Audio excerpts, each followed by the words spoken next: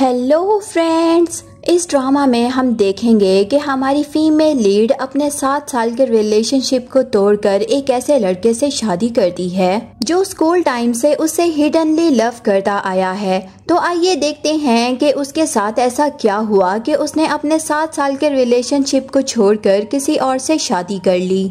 Drama की शुरुआत होती है और हम देखते हैं कि हमारी फीमेल लीड जियांग हमें अपनी स्टोरी नरेट कर रही होती है कि उसका 26th बर्थडे आने वाला है और वो 7 साल से अपने बॉयफ्रेंड के साथ रिलेशनशिप में है, लेकिन उसने मेरी कभी भी कदर नहीं की। आज मेरे डैड को हार्ट अटैक आया है, बट उसने मेरे डैड की जगह अपनी एक्स गर्लफ्रेंड और उसके बेटे को चुना। उसकी वजह से मेरे डैड इस दुनिया में नहीं रहे, इसीलिए मैंने उसे ब्रेकअप कर लिया और अपने क्लासमेट ये रैन से शादी करने का डिसाइड किया, जो मुझसे 10 साल से प्यार करता आया है। पर उसने मुझे पहले ये कभी भी नहीं बताया। अगर ये रैन ने मुझे पहले ही बता दिया होता कि वो मुझसे इतना प्यार करता है तो मैं किसी और के पास जाती ही नहीं। प्रेजेंट में हम देखते हैं कि जियांग अपने डैड को लेकर एम्बुलेंस से हॉस्पिटल जा रही होती है, जहां वो अपने डैड को बताती है कि डैड आप चिंता मत कीजिए, आप जल्द ही ठीक हो जाएंगे, फिर आप हमारी शादी भी देखेंगे। जिस पर डैड बोलते हैं कि 7 दिन में तुम्हारा बर्थडे आने वाला है,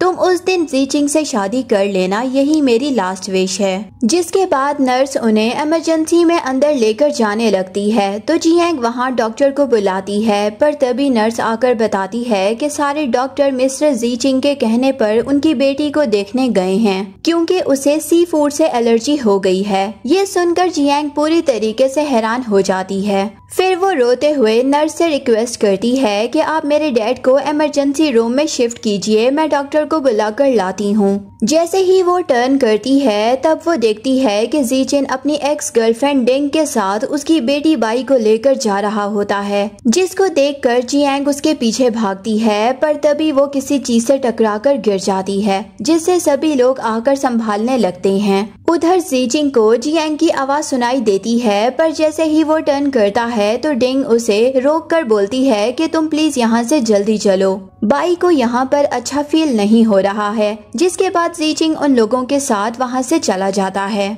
दूसरी तरफ जियांग उठकर जीचिंग को आवाज देती है और उसके पीछे भी भागती है, लेकिन जीचिंग लिफ्ट में डिंग और बाई के साथ चला जाता है, जिसे देखकर जियांग उसे कॉल करने लगती है और बोलती है कि ये लास्ट चांस है, कॉल उठा लो प्लीज, ताकि मेरे डैड बच जाएं। पर उसका कॉल डिंग कट कर देती है। फिर जियांग अपने डैड के पास जाकर रोने लगती है और तभी न्यूज में जीचिंग के न्यूज देखते हैं, जब वो उसे हाइड करके सबके सामने अपनी गर्लफ्रेंड बताता है। प्रेजेंट में वो ये रैन को कॉल करके बोलती है कि क्या तुम अभी भी मुझसे शादी करना चाहते हो। ये सुनते ही ये रैन खुशी से फौरन हाँ बोलता है। जिसके बाद जियांग उसे 7 दिन बाद शादी करने के लिए बोलती है और इसे उसके डैड की हेल्प करने के लिए भी बोलती है, जिस पर ये रैन वहाँ पर तुरंत डॉक्टर भेजने के लिए बोल देता है। वो अपने डैड का सोचकर बहुत ज्यादा रो रही होती है और सोचती है कि आज जीचिंग की वजह से मेरे डैड की जान जा सकती है, लेकिन आज भी उसे मेरे डैड से ज्यादा दूसरे लोगों की फिक्र है। नेक्स्ट सीन में हम जियांग को उसके डैड के पास देखते हैं, जहां वो उन्हें रोते हुए बोलती है कि डैड आप चिंता मत कीजिए, मैं आपको कुछ भी होने नहीं दूंगी, डॉक्टर अभी आकर आपको ठीक कर देंगे। तब डैड बोलते हैं कि मैं बस यही चाहता हूँ कि तुम अच्छे से अपनी लाइफ में सेटल्ड हो जाओ, तुम एक बार जीचिंग को यहाँ पर बुला लो ताकि मैं उसे बता सकूँ कि तुम उसे कितना ज्यादा प्यार करती हो,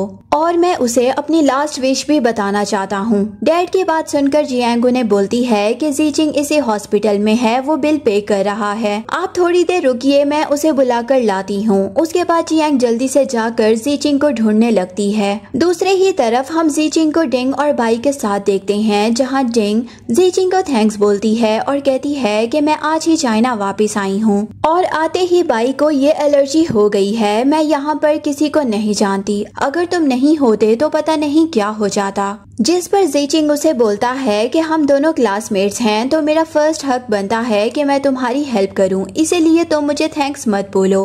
तभी बाई जीचिंग की पॉकेट से ब्रेसलेट निकालकर बोलती है कि डैड ये आप मॉम के लिए लाए हो ना, क्योंकि आज उनका बर्थडे है, आप मॉम से कितना प्यार करते हो ना, आप वर्ल्ड के बेस्ट डैड और हस्बैंड हो। ये सुनते ही डिंग जीचिंग से बोलती है कि तुम्हें आज भी मेरा बर्थडे याद है, थैंक यू सो मच। और तुम्हारा बहुत शुक्रिया मेरे लिए इतना अच्छा गिफ्ट लाने के लिए। तब जीजिंग ब्रेसलेट लेते हुए बोलता है कि नहीं, ये तुम्हारे लिए नहीं है, ये मेरी गर्लफ्रेंड जियांग के लिए है। दरअसल 7 दिन बाद उसका बर्थडे आने वाला है। ये मैंने उसी के लिए ही स्पेशल ऑर्डर देकर बनवाया है और वो मुझे हमेशा शादी के लिए बोलती रहती है, पर मैं अपने बिजनेस की वजह से शादी नहीं कर पा रहा हूँ। लेकिन मैंने सोचा है कि उसके बर्थडे के दिन मैं अपने सबसे बड़ा प्रोजेक्ट लॉन्च करूँगा और उसी दिन ही मैं जियांग को शादी के लिए प्रपोज भी कर दूंगा, जिससे वो भी खुश हो जाएगी और फिर सबको पता चल जाएगा कि मैं उससे शादी करने वाला हूँ।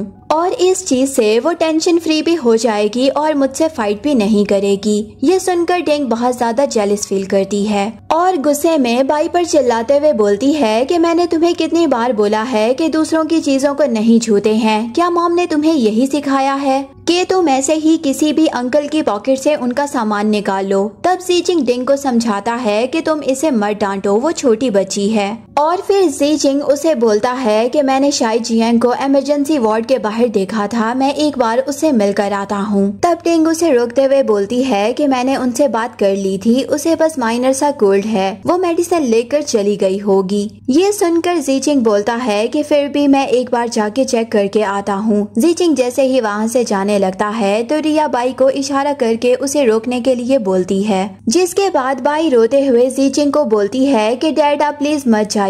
जिसके बाद डेंग उसे बताती है कि बाई के डैड की डेथ हो चुकी है कुछ साल पहले। उनके जाने के बाद बाई बहुत ज्यादा अकेली हो गई है, वो हमेशा अपने डैड को मिस किया करती है। ये सुनकर जीजिंग भी इमोशनल हो जाता है और बाई को प्यार से देखने लगता है। फिर बाई उन दोनों को बोलती है कि आप दोनों साथ में बहुत ही अच्छे लगोगे और फिर वो जीजिंग को बोलती है कि डैड प्लीज आप मॉम को किस करिए। बाई के जिद करने पर आकर जीजिंग डेंग को किस करने का नाटक करता है, लेकिन तभी वहाँ पर जियांग उसे ढूंढते हुए पहुँच जाती है।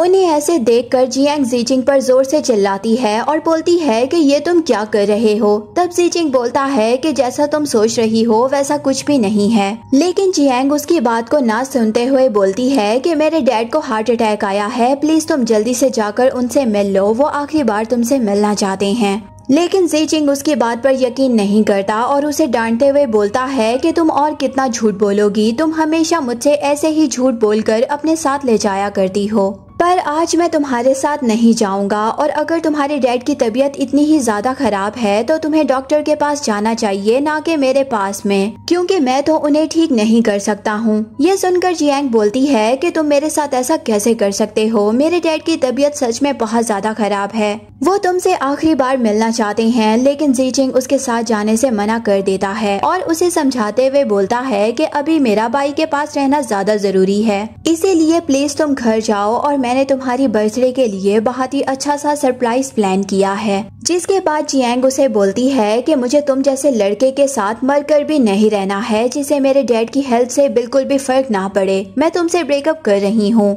जिसके बाद जियांग वहाँ से चली जाती है। उसे जाता देखकर डेंग बहुत ही खुश होती है और फिर नाटक करते हुए जीजिंग से बोलती है कि तुम्हें शायद जाकर जियांग को मनाना चाहिए, वो गुस्सा हो गई है। तब जीजिंग बोलता है कि उसका हर बार का ही ये है, तुम टेंशन मत लो। नेक्स्ट सीन में हम जियांग को उसके डैड के पास देखते हैं, जहाँ वो उन्हें बताती है कि डैड मुझे माफ कर देना, मैं जीजिंग को नहीं ला पाई। तब उसके डैड बोलते हैं कि कोई बात नहीं बेटा, मैं समझ सकता हूँ जीजिंग को बहुत ही काम होगा, इसीलिए तुम्हें उसे फोर्स करने की कोई जरूरत नहीं है। जियांग रोते हुए उनसे माफी मांगती है, पर तभी उसके डैड की डेथ हो जाती है। जिसके बाद जियांग बहुत ही रोती है और रोते हुए वो भी बेहोश हो जाती है। उसके बाद हमें कुछ दिनों बाद का सीन दिखाया जाता है, जहाँ पर जियांग जीजिंग के घर जाती है। जीजिंग उस पर गुस्सा करता है और उस पर चिल्लाते हुए बोलता है कि तुम इतने दिनों से कहाँ पर थी, तुमने ना मेरे कॉल्स का आंसर किया और ना ही मेरे मैसेजेस का रिप्लाई किया, तुम्हें ये भी याद नहीं था कि तुम्हें घर भी आना चाहिए। तो जियांग उसे बोलती है कि तुम्हें मेरा एक भी बार ख्याल नहीं आया, उस दिन मैं तुम्हारे सामने रो रही थी, तुमसे रिक्वेस्ट कर रही थी कि मेरे डैड से जाकर मिल लो, फिर भी तुमने मेरी बात नहीं सुनी। जिसके बाद जीजिंग उस पर फिर से चिल्लाता है और बोलता है कि तुम कितना झूठ बोलोगी। पर तभी वहाँ पर डेंग जियांग का ड्रेस पहनकर नीचे आती है, जिसे देखकर जियांग शॉक्ड हो जाती है और जीजिंग से पूछती है कि ये लड़की मेरे घर में क्या कर रही है। और इसने मेरे कपड़े क्यों पहने हुए हैं। तब जीचिंग उसे बोलता है कि डिंग कुछ दिन पहले ही चाइना लौटी है, उसके पास कपड़े नहीं थे और ना ही रहने की कोई जगह, इसीलिए वो यहाँ पर रह रही है। इसका जैसे ही रहने का इंतजाम हो जाएगा तो ये बाई के साथ यहाँ से चली जाएगी। जिसके बाद डिंग अच्छा होने का नाटक करते हुए जियांग के पास जाती है और उसे बोलती है कि अगर तुम्हें बुरा लगा है मेरा यहाँ पर रहना तो तुम्हें मैं सॉरी करती हूँ। मैं बाई को लेकर यहाँ से चली जाऊंगी और मैं कहीं भी रह लूंगी। तब जीचिंग उसे बोलता है कि तुम्हें कहीं भी जाने की कोई जरूरत नहीं है। जिस पर जियांग गुस्सा करते हुए बोलती है कि चाइना में बहुत ही ज्यादा होटल्स हैं, ये कहीं भी जाकर रह सकती है, पर तुमने इसे अपने घर में ही रखा है। जिस पर जीचिंग उसे बोलता है कि तुम इतनी ज्यादा जेलस और इनसिक्योर हो गई हो, तुम्हें जरा भी दूसरों की तबीयत का ख्याल नहीं है। बाई की हालत ठीक नहीं है, उसे मेरे घर से ज्यादा कंफर्टेबल प्लेस कहीं और भी नहीं मिल सकता, इसीलिए मैंने उन्हें यहाँ पर रहने दिया। तब जियांग गुस्से में बोलती है कि तुम्हें सबकी फिक्र है सिवाय मेरी, तुम्हारी वजह से मेरे डैड की डेथ हो गई। ये सुनकर वो बोलता है कि तुम ये किस तरह की बातें कर रही हो, अपने डैड के बारे में इतना झूठ कैसे बोल सकती हो तुम। तभी डिंग फिर से जियांग से बोलती है कि मुझे माफ कर दो, मेरी वजह से तुम दोनों के बीच में फाइट हो रही है। लेकिन तभी जीचिंग वो ब्रेसलेट निकाल कर वहाँ पर रख देता है और बोलता है कि ये मैंने तुम्हारे लिए खरीदा था, बट तुम इसे डिजर्व नहीं करती हो।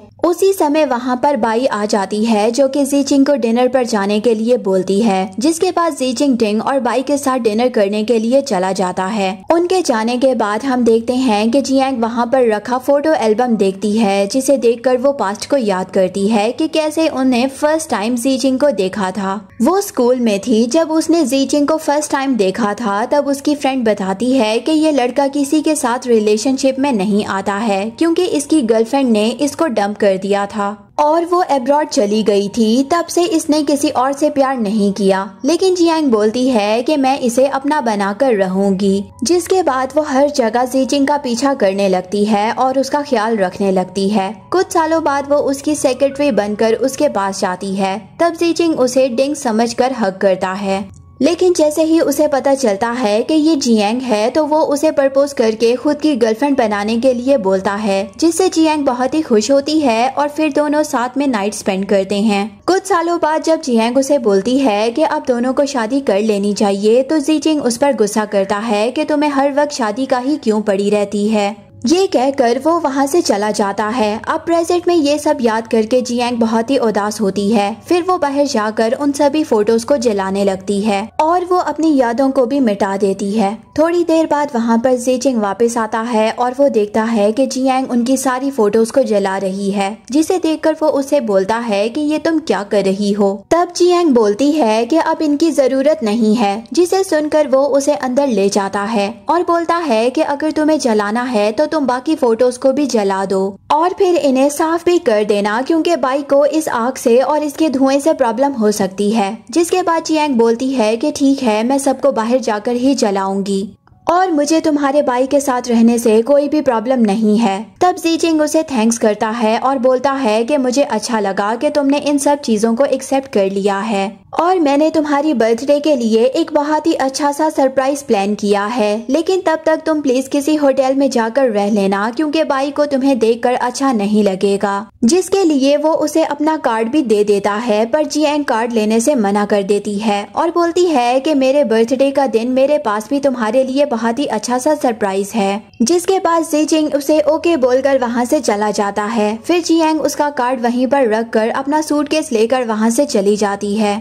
जैसे ही जीचिंग वहाँ से जा रहा होता है तो उसका ड्राइवर वहाँ पर एक लग्जरी कार को सजा हुआ देखता है और जीचिंग से बोलता है कि लगता है कि किसी बहुत ही रिच आदमी की शादी होने वाली है। उसके बाद हम देखते हैं कि जैसे ही जियांग जीचिंग के घर से बाहर आती है तो वहाँ पर ये रैन अपनी लग्जरी कार से फुल स्वैग के साथ बाहर आता है और जियांग के पास जाकर बोलता है कि सॉरी, मुझे आने में लेट हो गया। जिसके लिए जियांग उसे इट्स ओके बोलती है। उसके बाद ये रैन अपने गार्ड्स को इशारा करके जियांग के लिए लाए हुए सारे गिफ्ट्स को उसे दिखाता है। फिर उसे रिस्पेक्ट के साथ फ्लावर बुके देते हुए अपने साथ कार में बिठाकर अपने साथ ले जाता है। कुछ दिनों बाद हमें ये रैन और जियांग की वेडिंग दिखाई जाती है। दूसरी तरफ हम जीचिंग को एक मॉल में जियांग के लिए फ्लावर बुके लेते हुए देखते हैं, जहां पर असिस्टेंट उससे पूछता है कि मैडम कौन से फ्लावर्स चूज करेंगी। तब जी चिंग रेड रोजेस के बुके को चूज कर लेता है, लेकिन तभी वहाँ पर कुछ लड़कियाँ आपस में बात करते हुए जा रही होती हैं कि आज की ब्राइड कितनी ब्यूटीफुल है, वो कितनी लकी है कि उसे ऐसा हस्बैंड मिला है जो उसे 10 सालों से प्यार करता आया है। ये सुनकर जी चिंग को थोड़ा सा अजीब लगता है,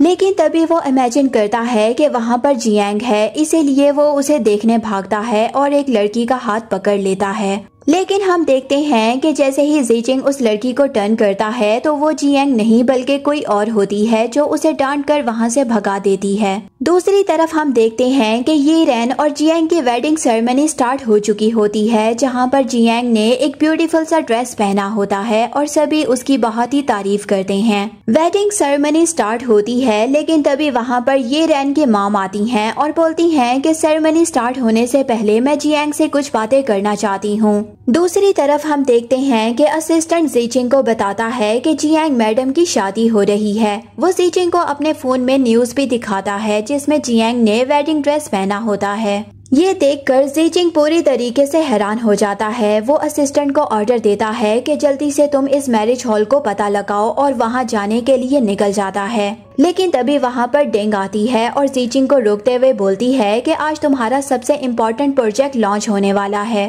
तो तुम कहाँ जा रहे हो। जी चिंग बोलता है कि ये प्रोजेक्ट लॉन्च मैंने जियांग के लिए ही किया था, लेकिन अगर वो ही यहाँ पर नहीं होगी तो इस प्रोजेक्ट का कोई मतलब नहीं बनता है। ये कहकर वो वहाँ से चला जाता है, जिसे जाता देखकर डेंग बहुत ही गुस्सा करती है। फिर हमें वेडिंग सेरेमनी का सीन दिखाया जाता है, जहाँ पर मॉम जियांग से बोलती हैं कि मैंने तुम्हें बचपन से देखा है कि मैं बहुत ही लकी हूँ कि तुम मेरी डॉटर इन लॉ बन रही हो। फिर वो ये रेन को बोलती हैं कि अगर तुमने मेरी डॉटर इन लॉ को कभी भी परेशान किया तो तुम्हें घर से निकाल दूंगी। जिस पर ये रेन हंसते हुए बोलता है कि आप टेंशन मत लीजिए, मैं जियांग को बहुत ज्यादा ख्याल रखूंगा। जिन्हें देखकर वहाँ की सारी लड़कियाँ बोलती हैं कि जियांग सच में बहुत ही लकी है जो इसे इतना रिच और हैंडसम हस्बैंड मिला है। दूसरी तरफ हम जी चिंग को देखते हैं जो कि हर तरह की कोशिश कर रहा होता है वेडिंग से पहले हॉल पहुंचने के लिए। तभी वहाँ की कुछ लड़कियां आपस में बात कर रही होती हैं कि मिस्टर जी चिंग का प्रोजेक्ट लॉन्च प्रोग्राम कैंसिल हो गया है,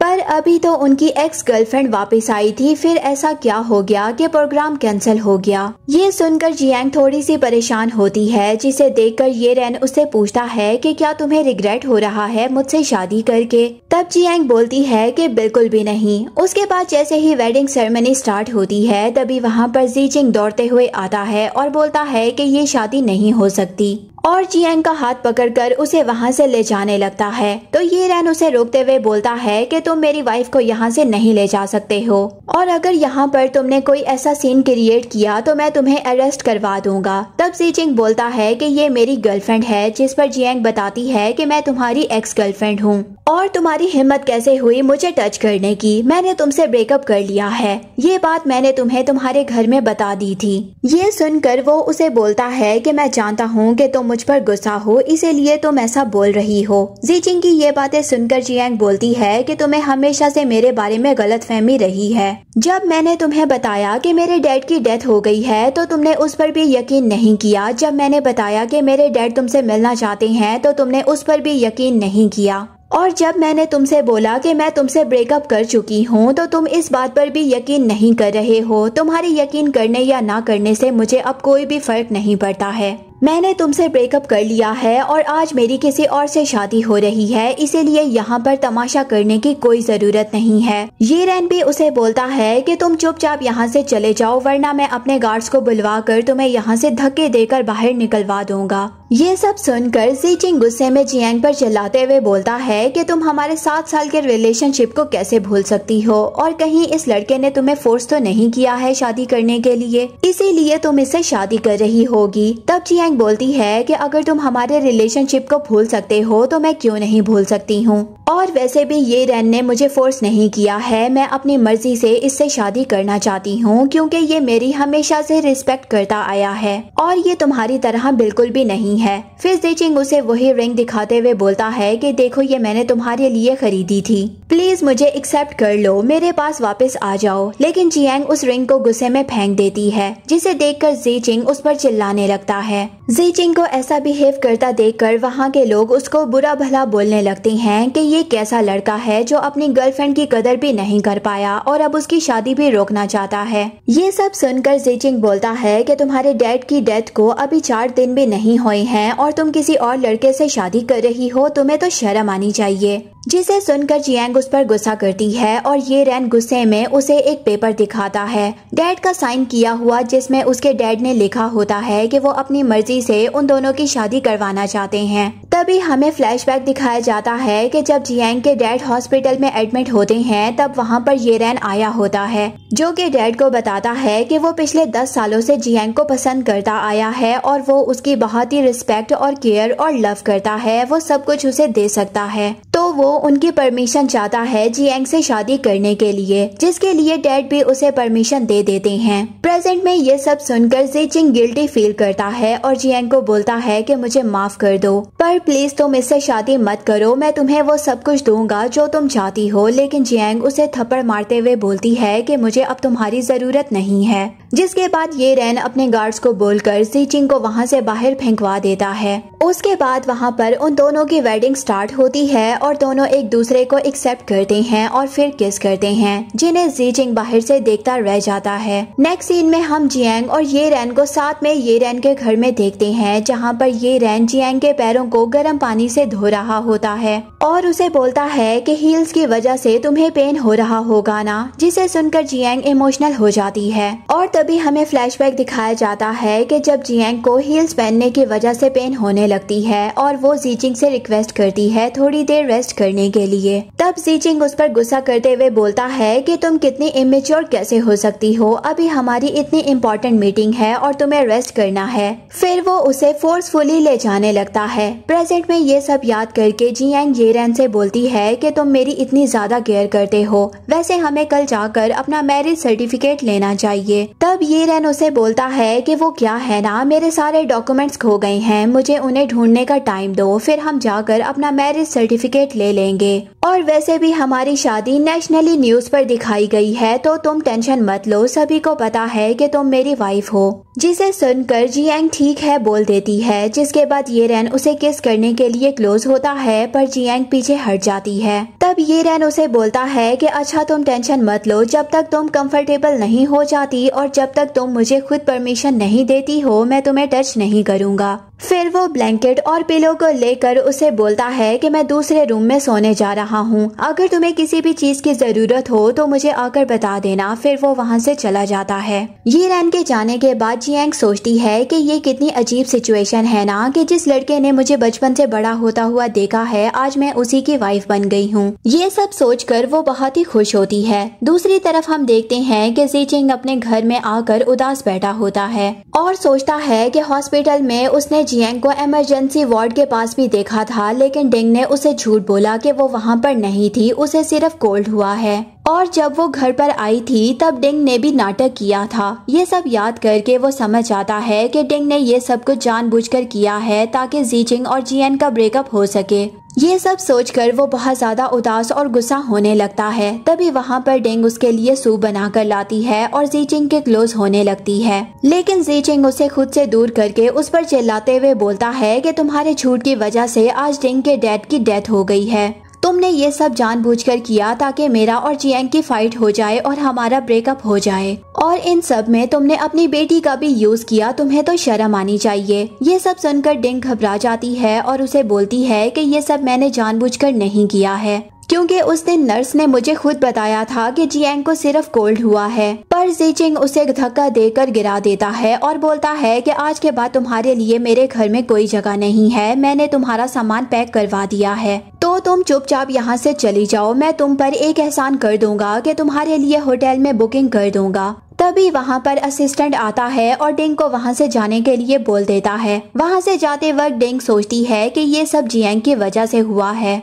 और वो जियांग पर बहुत ज्यादा गुस्सा होती है।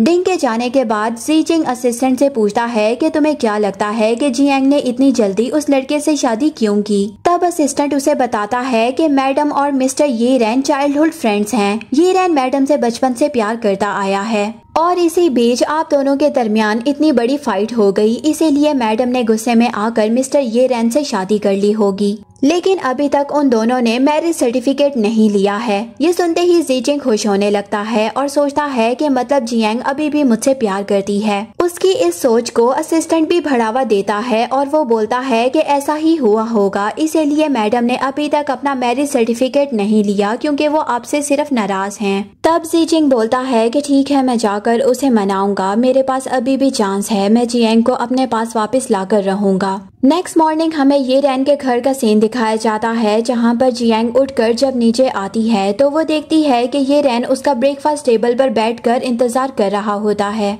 जिसे देखकर वो बोलती है कि इतना लेट हो गया, तुमने मुझे उठाया क्यों नहीं। तब सर्वेंट बताती है कि मिस्टर ये रैन को आपकी बहुत ही फिक्र है, उन्हें लगा कि आप कल बहुत ज्यादा थक गई होंगी और आपको आराम की जरूरत है। तो जियांग सोचती है कि ये मुझसे कितना ज्यादा प्यार करता है। तभी ये रैन सर्वेंट को बोलता है कि जियांग को अल्कोहल से एलर्जी है, इसीलिए ये फर्मेंटेड सूप आज के बाद उसे मत देना। ये सुनकर जियांग पास्ट को याद करती है कि जब स्कूल टाइम में जियांग को एलर्जी हो गई थी तब वो अपने मार्क्स को लेकर बहुत ज्यादा टेंशन में आ जाती थी और बोलती थी कि अगर मेरा फेस खराब हो गया तो कोई भी मुझसे शादी नहीं करेगा। जिस पर ये रैन बोलता है कि अगर तुमसे कोई भी शादी नहीं करेगा तो मैं तुमसे शादी कर लूंगा। फिर वो याद करती है कि जब वो जीजिंग के साथ थी तब जीजिंग उसे ब्रेकफास्ट टेबल पर लेट आने के लिए डांटा करता था। ये भी नहीं सोचता था कि जियांग रात भर काम करके थक जाती है और वो उसे फर्मेंटेड सूप भी पीने के लिए दे देता था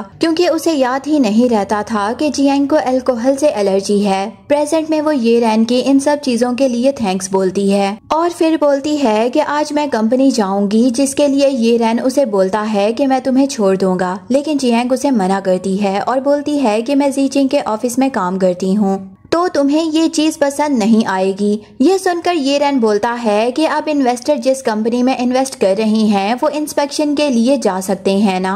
ये सुनकर जियांग शॉक्ड हो जाती है और बोलती है कि मुझे पता क्यों नहीं चला कि तुमने जीजिंग की कंपनी में इन्वेस्टिगेशन की है। तब ये रैन का असिस्टेंट आकर बताता है कि ऐसा इसीलिए क्योंकि मिस्टर ये रैन ने किसी और को यूएस कंपनी में अपनी जगह पर भेजा था क्योंकि वो नहीं चाहते थे कि आपको पता चले कि वो यूएस कंपनी में इन्वेस्ट कर रही हैं, आप इसे अनकंफर्टेबल हो जाती। फिर ये रैन असिस्टेंट को ऑफिस जाने के लिए बोल देता है। नेक्स्ट सीन में हम जियांग को जीजिंग के कैबिन में रेजिग्नेशन लेटर रखते हुए देखते हैं, पर तभी वहाँ पर जीजिंग आ जाता है और बोलता है कि आखिर तुम मेरे पास वापस आ गई ना। ये सुनकर जियांग बोलती है कि मैं यहाँ पर सिर्फ अपना रेजिग्नेशन लेटर देने आई हूँ और मैं तुमसे मिलने नहीं आई हूँ। ये सुनकर जीजिंग बोलता है कि देखो, मैं जानता हूँ आज भी तुम मुझसे बहुत प्यार करती हो, इसीलिए तो तुमने अपना मैरिज सर्टिफिकेट भी नहीं लिया। ये सुनकर जियांग बोलती है कि तुम्हें बहुत ही बड़ी गलतफहमी हो गई है। सर्टिफिकेट ना लेने का रीजन ये है कि ये रैन के डॉक्यूमेंट्स अभी उसके पास नहीं है और मैं फिर भी उसकी वाइफ हूँ।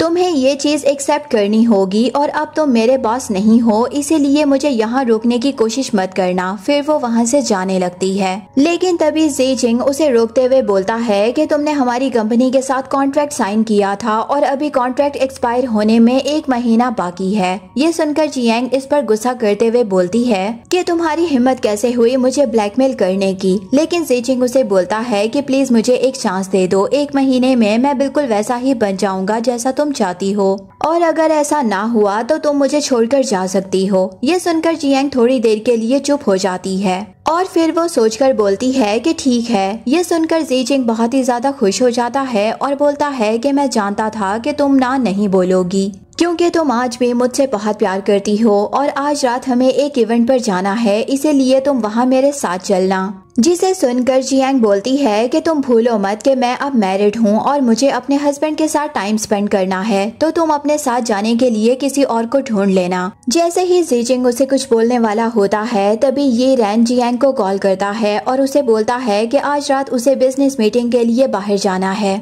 इसीलिए वो डिनर पर घर नहीं आ पाएगा। जियांग उसका डिनर के लिए वेट ना करे। ये सुनकर जियांग उसे ओके बोल देती है और ये चीज जीजिंग भी सुन लेता है और वो खुश होकर बोलता है कि देखा, तुम्हारा हस्बैंड तो घर भी आएगा नहीं, अब तुम्हारे पास कोई ऑप्शन नहीं है, इसीलिए तुम्हें मेरे साथ इवेंट पर चलना होगा, जिसके लिए मजबूरी में जियांग को हाँ बोलना पड़ता है। लेकिन तभी वहाँ पर डेंग आ जाती है ऑफिस की फाइल को लेकर। ये देखकर जियांग हैरानी से जीजिंग को देखने लगती है। तब जीचिंग बोलता है कि इसे मैंने यहाँ पर अपॉइंट नहीं किया है, ये एचआर टीम ने इसे अपॉइंट किया है, इसमें मेरा कोई भी हाथ नहीं है। जिसे सुनकर जियांग बोलती है कि मुझे तुमसे कोई भी एक्सप्लेनेशन नहीं चाहिए, तुम्हें जो भी करना है, जिसे भी हायर करना है तुम कर सकते हो। फिर वो वहाँ से डिंग को घूरते हुए चली जाती है। जियांग के जाते ही जीचिंग डिंग को बोलता है कि आज रात मैं इवेंट पर जा रहा हूँ, तो तुम वहाँ अच्छी सी ड्रेस पहनकर रेडी होकर आ जाना। जिसे सुनकर डिंग बहुत ही खुश होने लगती है। लेकिन तभी जीचिंग उसे बोलता है कि ये प्रोजेक्ट हमारे लिए बहुत ही इम्पोर्टेंट है और मिस्टर याओ को यंग लड़कियां बहुत ही पसंद आती हैं। ये सुनकर डिंग को बहुत ही बुरा लगता है कि जीचिंग उसे सिर्फ प्रोजेक्ट पाने के लिए लेके जा रहा है, इसीलिए वो गुस्से में वहाँ से चली जाती है। नेक्स्ट सीन में हम जियांग, जीचिंग और डिंग को कार में देखते हैं, जहाँ पर डिंग कार ड्राइव कर रही होती है। तभी ये रैन जियांग को वॉइस मैसेज भेजता है कि वो उसे बहुत ही मिस कर रहा है और वो गिल्टी भी फील कर रहा है कि वो उसे पिक करने नहीं आ पाया। जिसे सुनकर जियांग बहुत ही स्माइल करती है, पर जीचिंग उसका मजाक उड़ाते हुए बोलता है कि तुम्हारा हस्बैंड इतना रिच होते हुए भी तुम्हारे लिए एक ड्राइवर नहीं भेज पाया। तब जियांग बताती है कि मेरा हस्बैंड रिच भी नहीं बल्कि वो तो ड्राइवर भी भेज सकता है, उसे मैंने ही मना किया था और उसके रिच होने या ना होने से मुझे कोई फर्क नहीं पड़ता, क्योंकि मैं सिर्फ उसके साथ रहने में ही खुश हूँ। तभी डिंग बोलती है कि रिच तो मिस्टर जीचिंग भी हैं और वो तो तुम्हारे हस्बैंड से ज्यादा रिच हैं। जिस पर जियांग बताती है कि हाँ ये बहुत ही रिच है, इसीलिए तो इसने अपनी एक्स गर्लफ्रेंड को ड्राइवर बना के रखा है। ये सुनकर जीचिंग और डिंग दोनों का मुंह बन जाता है, जिसके बाद डिंग फिर से ड्राइव करने लग जाती है। लेकिन तभी वो लोग देखते हैं कि सामने से एक तेज रोशनी वाला ट्रक आ रहा है, जिससे उनकी बहुत ही भयंकर टक्कर हो जाती है और टक्कर के टाइम जीचिंग डिंग को बचाने के लिए उसे हग कर लेता है। फिर हमें एक्सीडेंट के बाद का सीन दिखाया जाता है, जहाँ पर जियांग कार में इंजर्ड पड़ी होती है और वो बाहर देखती है कि जीचिंग डिंग को बचाकर जा रहा होता है, जहाँ पर डिंग उसे बोलती है कि तुम्हें जाकर जियांग को बचाना चाहिए। तब जीचिंग उसे बोलता है कि बाई अभी बहुत ही छोटी है, उसे तुम्हारी बहुत ज्यादा जरूरत है, इसीलिए तुम पहले यहाँ से बाहर निकलो। ये चीज जियांग भी कार में सुन रही होती है। उसके बाद जीचिंग जैसे ही डिंग को सेफ साइड पर लेकर जाता है और वापस जियांग के पास आने वाला होता है कि तभी कार में ब्लास्ट हो जाता है। ये देखकर वो दोनों बहुत ही ज्यादा शॉक्ड हो जाते हैं। जीचिंग रोते हुए जियांग के पास जाने लगता है, लेकिन डिंग उसे रोकती है और बोलती है कि कार ब्लास्ट हो चुकी है, जियांग अब मर चुकी है, तुम्हारे जाने का वहाँ पर कोई फायदा नहीं है। लेकिन जीचिंग उसे धक्का देकर जियांग की तरफ भागने लगता है, पर वहाँ के लोग आकर उसे रोक देते हैं। तभी जीचिंग को वहाँ पर जियांग की कीरिंग दिखाई देती है, जिसे देखकर वो याद करता है कि एक टाइम पर उसने जियांग को इसी रिंग से प्रपोज किया था और बोला था कि आज उसके पास पैसा नहीं है, पर एक दिन वो डायमंड रिंग के साथ जियांग को प्रपोज करेगा। ये सुनकर जियांग उसे हग कर लेती है। अब प्रेजेंट में ये याद करके वो बहुत ज्यादा सैड हो जाता है, पर तभी हम देखते हैं कि धुएं के बीच में से जियांग बाहर आती है, जिसे देखकर जीचिंग बहुत ही खुश हो जाता है और वो जल्दी से उसे हग कर लेता है। लेकिन तभी जियांग बेहोश हो जाती है। नेक्स्ट सीन में हम सभी को हॉस्पिटल में देखते हैं, जहाँ पर डॉक्टर जीचिंग को बताते हैं कि जीचिंग ने बहुत ज्यादा धुआं इनहेल कर लिया है, इसकी वजह से उसे ऑक्सीजन की कमी हो गई है और वो बेहोश हो गई है,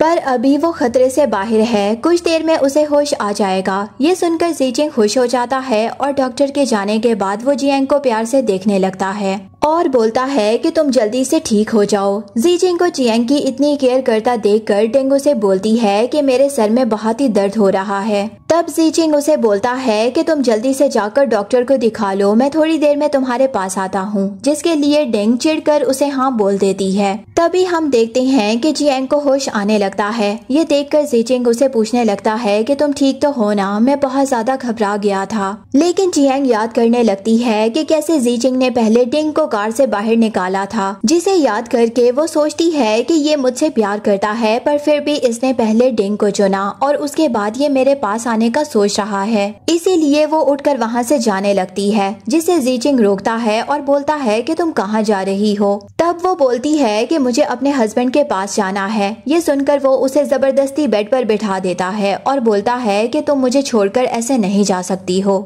जियांग उसे बोलती है कि तुम होते कौन हो मुझे रोकने वाले, और वैसे भी जिस तरीके से तुमने मुझे छोड़कर अपने एक्स गर्लफ्रेंड को चुना, उसके बाद तो तुम्हें मुझे रोकने का कोई हक नहीं बनता। ये सुनकर जीचिंग बोलता है कि तुम्हें पता है ना कि बाई के फादर की ऑलरेडी डेथ हो चुकी है, अगर उसकी मॉम को भी कुछ हो जाता तो उसका क्या होता। मैंने बस यही सोचकर डेंग को पहले कार से बाहर निकाला ताकि बाई अनाथ ना हो सके। ये सुनकर जियांग बोलती है कि तुम्हें जो भी करना है तुम करो, मुझे किसी भी चीज की एक्सप्लेनेशन अब नहीं चाहिए और प्लीज अब मुझे यहाँ से जाने दो। जीचिंग फिर से उसे रोकने की कोशिश करता है, तभी वहाँ पर डेंग आती है जो कि जियांग से बोलती है कि मैं जानती हूँ कि मेरी वजह से तुम परेशान हो रही हो और उसके लिए मैं तुमसे माफी भी मांगती हूँ, लेकिन मैं जीचिंग की फर्स्ट लव थी पर अब वो तुमसे प्यार करता है। ये सुनते ही जियांग बोलती है कि देखो अब मैं किसी और की वाइफ हूँ और अब मैं जीचिंग से कोई प्यार व्यार नहीं करती हूँ, तो तुम ये बात मत सोचो कि तुम मुझे बार बार उसके लिए फर्स्ट लव होने का याद दिलाओगी, क्योंकि अब इन सब बातों से मुझे कोई भी फर्क नहीं पड़ता। तब डेंग उसका हाथ पकड़कर बोलती है कि तुम मुझे गलत समझ रही हो, मैं तो बस तुम दोनों को एक करना चाहती थी और मैं जीचिंग को सिर्फ क्लासमेट मानती हूँ। तभी जियांग उसका हाथ हटाकर बोलती है कि मुझे छूने की कोशिश मत करना और इस चीज का फायदा उठाकर डेंग जानबूझकर गिरने का नाटक करने लगती है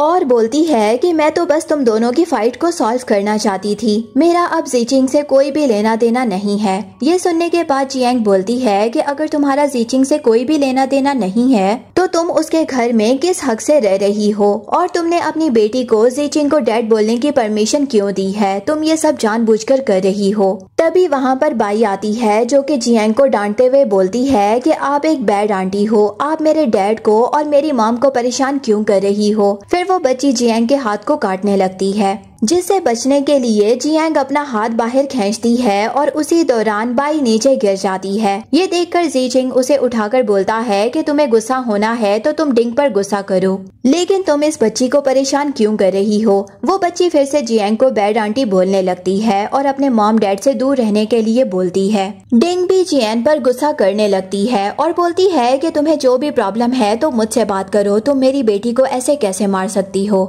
जिसकी बात सुनते ही जियांग उसे जोरदार थप्पड़ मारती है। ये देखकर जीचिंग उस पर चिल्लाते हुए बोलता है कि क्या तुम पागल हो गई हो जो उसे मार रही हो। ये सुनते ही जियांग उसे भी जोरदार थप्पड़ मारती है और बोलती है कि मैंने उस बच्ची को मारकर नहीं गिराया, मैं सिर्फ अपना हाथ खींच रही थी, पर तुम्हें तो सिर्फ मेरी गलतियां दिखती हैं। और फिर डिंग से बोलती है कि अगर तुम्हें अपनी बेटी की इतनी फिक्र होती है तो तुम उसे वेपन की तरह यूज ना करती। ये सुनते ही जीचिंग गुस्से में डिंग को देखता है, फिर असिस्टेंट को बुलाकर बाई को उसके साथ भिजवा देता है। उसके जाने के बाद वो जियांग से माफी मांगने लगता है और एक चांस देने के लिए बोलता है, लेकिन जब जियांग उसे फिर से मना करती है तब वो उस पर गुस्सा करने लगता है और बोलता है कि मैं कब से तुम्हें मना रहा हूँ तो तुम मान क्यों नहीं जाती हो, मुझे एक चांस देकर तो देखो ना। जिस पर जियांग बोलती है कि मैंने तुम्हें बहुत अच्छे चांस दिए थे, मैं उस दिन भी तुम्हें इतने सारे कॉल्स किए पर तुमने किसी चीज का रिप्लाई नहीं किया। ये सुनकर जीचिंग बोलता है कि तुमने मुझे कब कॉल किया। तब जियांग उसे अपनी कॉल हिस्ट्री दिखाती है, जिसे देखकर जीचिंग सोचने लगता है कि इसने मुझे कॉल्स कब किए। ये सुनते ही डिंग उधर घबराने लगती है, फिर जियांग डिंग की तरफ देखती है,